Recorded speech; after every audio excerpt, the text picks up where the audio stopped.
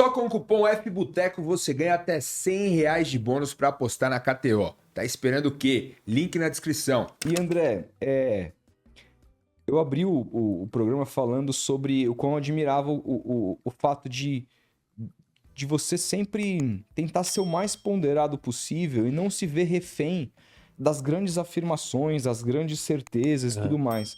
Como você vê esse momento do jornalismo esportivo brasileiro, que mesmo nas grandes casas, hoje nas grandes empresas, que têm as suas redes sociais e aí vão fazer aqueles pequenos cortes para viralizar no Instagram da vida, Clickbaits, no né? TikTok da vida, quando você vê eles repercutindo uma opinião de alguém da casa, é sempre essa opinião mais forte, Aflorada. mais aflorada e tudo mais. Como que você vê o momento do jornalismo esportivo hoje? E se você, já pegando um gancho no que eu vi o relato do Jean Oddi recentemente, que ele se colocou como imprensa numa condição muito de aflorar também a violência que há para fora enfim, do estúdio, ao redor dos estádios, enfim. Como que você analisa esse momento e se você acha que essa coisa mais aflorada da imprensa, de todo mundo querer ter uma opinião, pode, de alguma maneira, contribuir para uma violência maior? Então, eu vou tentar ser o mais elaborado possível aqui, mas com cuidado pelo seguinte. Eu não sei se eu não sei não. Não é meu papel dizer para pessoas que atuam na mesma profissão que eu como elas devem se comportar, né? Certo. A não ser que, evidentemente, a gente esteja falando de comportamentos De conduta. absolutamente reprováveis até em relação a leis, né? Então, Sim, claro. assim, aí não se discute, né? Mas como essas pessoas, qualquer humano, qualquer jornalista vai tratar a profissão, é uma prerrogativa dele ou dela, e quem tem que fazer um julgamento a respeito disso é o público que consome aquilo que a gente faz. Então seria muito prepotente e arrogante da minha parte dizer, olha, essa pessoa, é o mesmo que eu não cite nomes, não é assim que se faz. Eu posso falar sobre a maneira como eu aprendi e como eu tento exercer a minha profissão e aqueles valores que são importantes para mim. Então, eu vejo, e acho que todo mundo que acompanha um pouco mais, com mais proximidade e mais profundidade vê, em primeiro lugar, uma tendência muito forte sobre assumir protagonismos, né? Hoje em dia, a coisa está muito personalista. Isso se percebe não só em cortes de análises sobre qualquer coisa que aconteça no ambiente do futebol, principalmente, mas também na forma como algumas pessoas se colocam publicamente, por exemplo, quando morre alguém. Então, um jornalista ou uma jornalista se senta para escrever uma homenagem a alguém que morreu. E ela escreve um texto sobre ela própria. Isso não tem acontecido com extrema frequência? Sim. Inverte os papéis. Se você apertar aquilo ali, é uma história sobre ela. Não sobre a pessoa que ela pretende homenagear.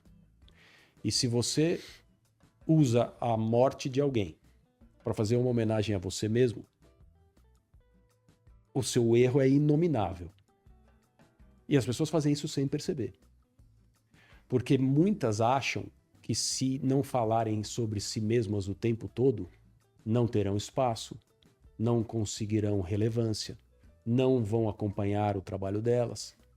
Precisam falar de si o tempo todo e não deixar o próprio trabalho falar por elas. Então eu tento fazer o contrário.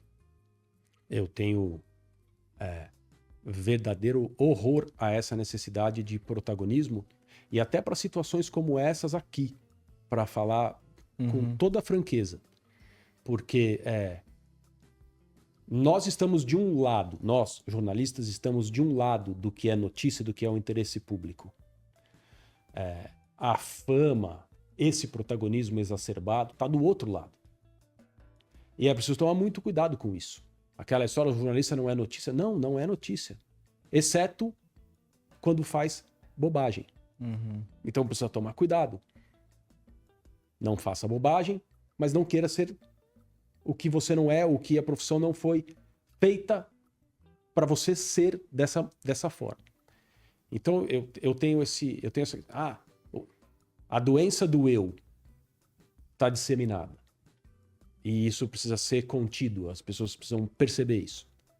A outra coisa é, o jogo das redes sociais é pesado demais. E isso acaba interferindo na forma como as pessoas estabelecem uma noção do que é bom e do que não é. Porque se você diz qualquer coisa e isso viraliza nas redes, é muito fácil achar que esse é o caminho. Uhum. Pô, mas espera aí, esse vídeo teve 5 milhões de views. Ah, então é isso? Então é Não. bom. O jornalismo não é isso, a profissão não é necessariamente isso, é isso que eu estou dizendo. Uhum. Não é necessariamente isso, ou não é só isso.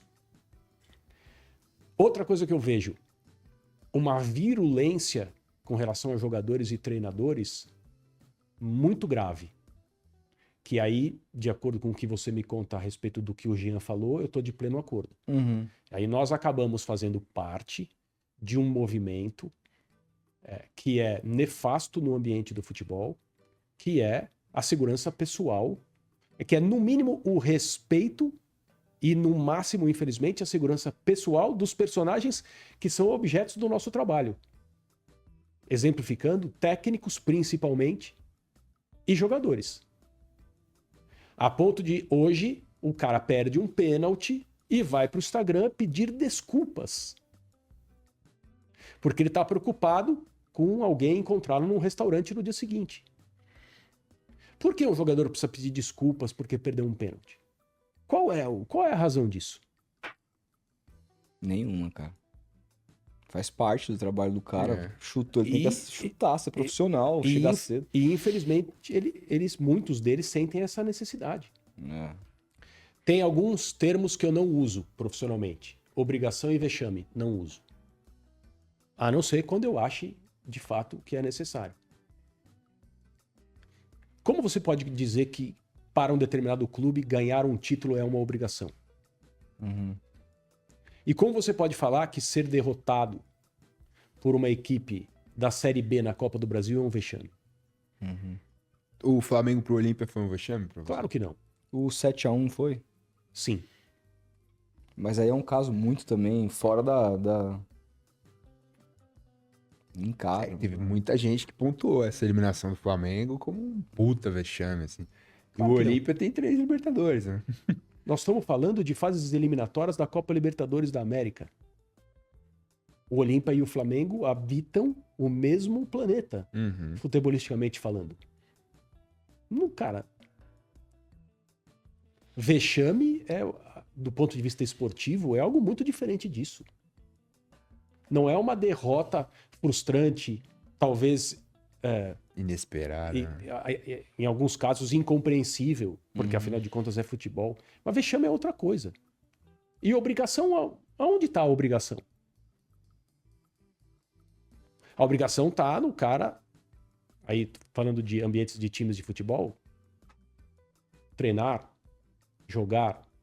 Uhum. Essa é a obrigação. Ganhar não pode ser obrigação. E eu não estou querendo transformar o futebol numa atividade romântica onde o resultado não importa. Não tem nada disso. O resultado é soberano. Uhum. Eu sou contra o excesso. E muitas vezes a leitura do excesso leva a situações violentas de fato. Eu sou contra chamar um jogador ou um treinador de lixo na televisão. Eu não compreendo esse tipo de linguagem. Mas é a maneira como eu prefiro trabalhar. Então, se isso hoje é ser visto como alguém mais ponderado, talvez esteja correto. Talvez seja um exemplo de ponderação. Eu acho que assim, ser justo, trabalhar de forma a ter a maior quantidade de informações possível para ser justo com alguém, também é algo que é um caminho que eu sempre vou preferir trilhar. E quando você sucumbe a esses excessos, você não tá fazendo isso. Então, existe a questão da popularidade, as audiências, a importância disso, né, para a manutenção de certos trabalhos, certos programas, certas carreiras. Tudo isso hoje é muito volúvel. E eu venho, em relação ao meu aprendizado e ao ambiente que eu sempre vivi, que é basicamente o mesmo desde 1995, eu aprendi outra coisa.